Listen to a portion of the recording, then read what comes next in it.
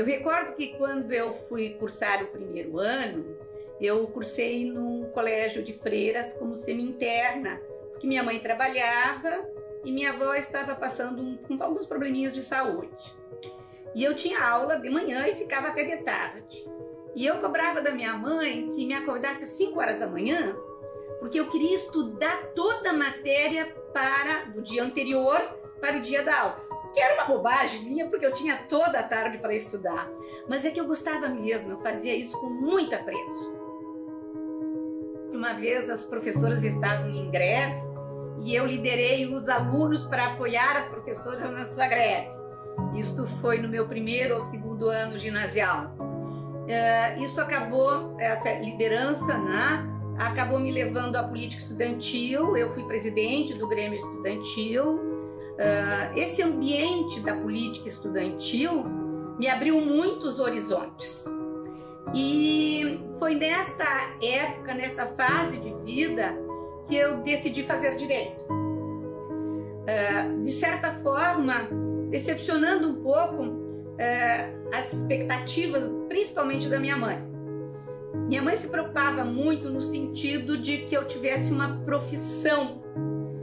E para aquela época, eu estou falando na década de 60, o magistério era uma profissão maravilhosa para as mulheres. Vamos dizer assim, era adequado para uma mulher que quisesse casar e ter filhos. Era uma profissão compatível e que estava aberta às mulheres, ao contrário de outras atividades. Eu via no direito a possibilidade de exercer esta liderança, esta participação na vida da sociedade. Eu entrei na faculdade no ano de 1968, já no final da década de 60. Neste momento, o número de mulheres já havia aumentado nos cursos universitários. A grosso modo, na minha sala de aula, no meu curso, nós éramos mais ou menos a metade. Metade mulheres, metade homens. Eu cursei a universidade da Unicinos, o curso de Direito da Unicinos. Meus 5 anos foram cursados lá.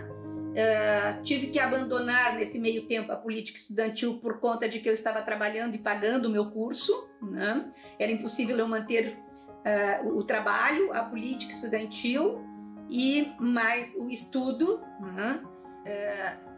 Mas éramos um grupo assim bastante aberto. As mulheres eram bem recebidas, nós tínhamos, a maioria dos nossos professores eram homens, mas tínhamos já professoras mulheres que já tinham alcançado algum grau nas suas profissões no direito, e foi bastante, nesse aspecto foi bastante tranquilo.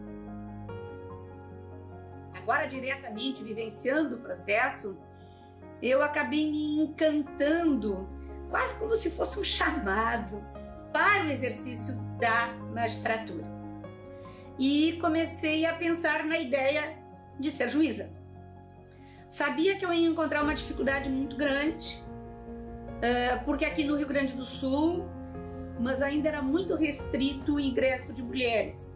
As mulheres passavam por um crivo, né, muito rígido, e para que fossem homologadas, independentemente do seu resultado nas provas. Nesta época, foi a primeira fase, vamos dizer, do meu casamento com o meu marido, Joaquim José Macedo. Eu não era casada, eu vivia maritalmente com ele. E isto seria certamente um duro obstáculo.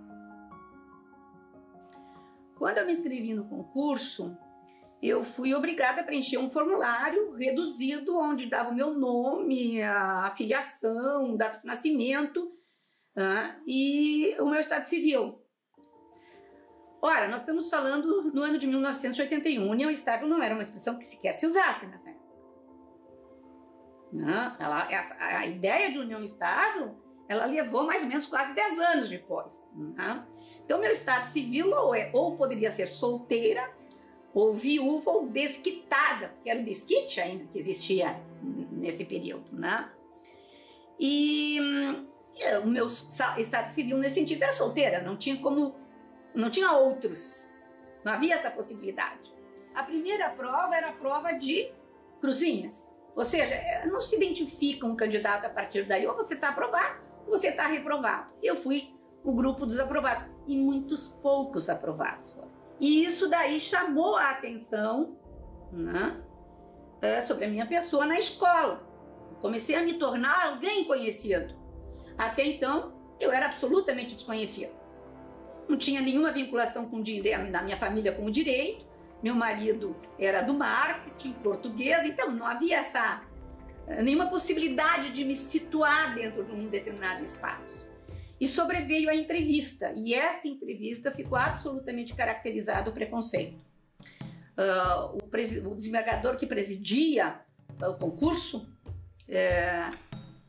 ele fez a mim a pergunta que se faria tão somente às mulheres solteiras.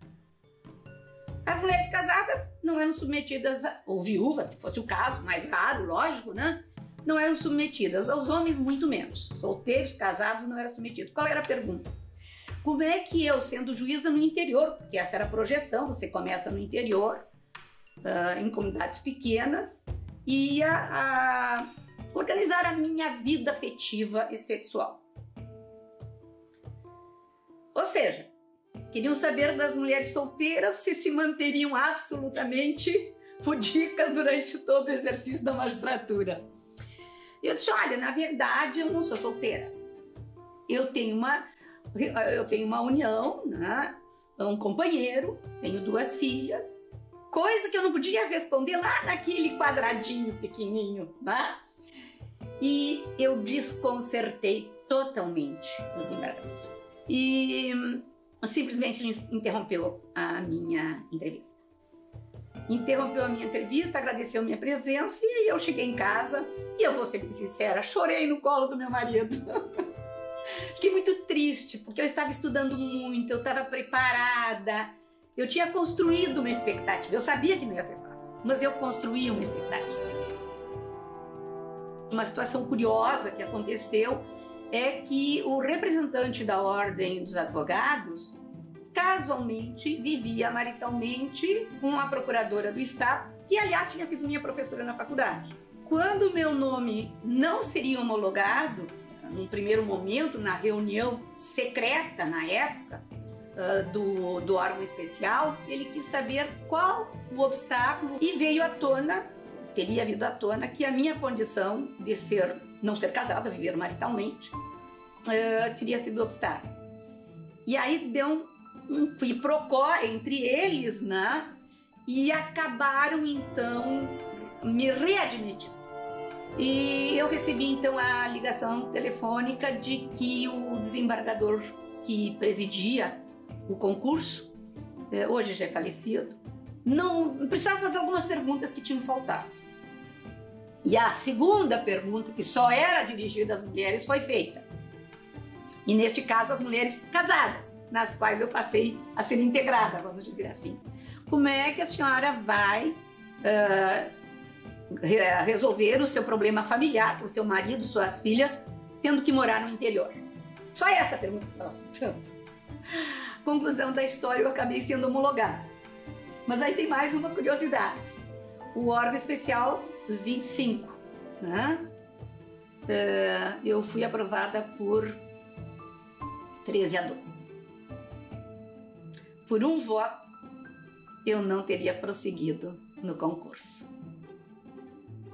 Fui juiz eleitoral em Sapiranga, fui juiz eleitoral em Guaíba, fiz o recadastramento de 1986 em Guaíba, conheci 100% dos lugares de sessão eleitoral de Guaíba, visitava todas as sessões. A Viamão aconteceu uma coisa muito interessante. As eleições lá, e eu tinha esse histórico, eram muito confusas, muito mal conduzidas e transmitia muita insegurança para os políticos. E eu trazia experiência de eleições em Sapiranga, de Guaíba, e eu disse, eu vou imprimir o meu ritmo.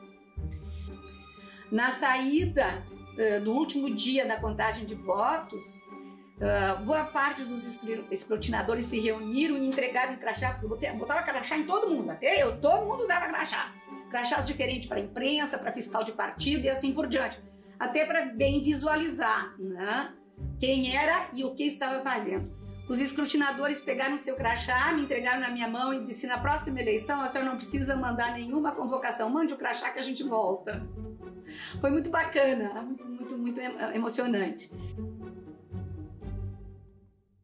Eu fui juíza corregedora nos últimos 4 anos e foi um grande aprendizado para mim, porque como juíza corregedora, você tem determinadas especialidades que são distribuídas entre os colegas, mas as decisões são sempre colegiadas. As grandes questões são sempre postas em colegiado, né? E isso, de certa forma, foi um grande aprendizado para poder assumir depois a minha cátedra no tribunal.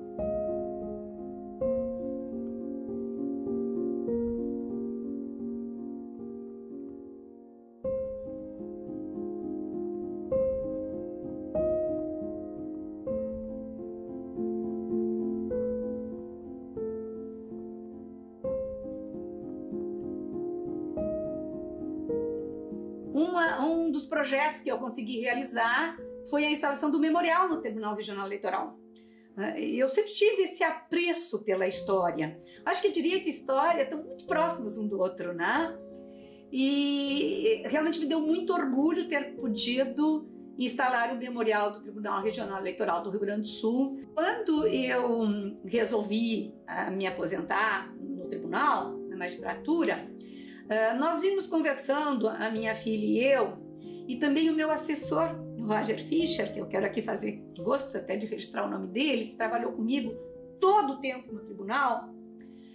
Nós vimos conversando assim muito despreocupadamente da montagem de um escritório de advocacia. A gente brinca que é um escritório boutique, né? Somos só nós 3, né? No eleitoral nós trabalhamos com mais 1 ou 2 colegas conforme nos associamos a cada eleição, né, para poder dar conta do recado. E o escritório, desde o início, ele começou com essa projeção. A área civil, por ser a nossa experiência de anos e anos e anos, né? E a área eleitoral, porque eu disse que eu jamais iria abandonar o direito eleitoral. Então, acabei estimulando aos 2 para que os 2 estudassem, fizessem uma especialização, se aprofundassem, e realmente, vamos dizer assim, deu certo. Estamos hoje com um escritório consolidado, que tem vida própria, pernas próprias, né? Estamos trabalhando no período eleitoral com o direito eleitoral e ao longo do tempo com o direito civil. Mais uma vez eu fui abençoada.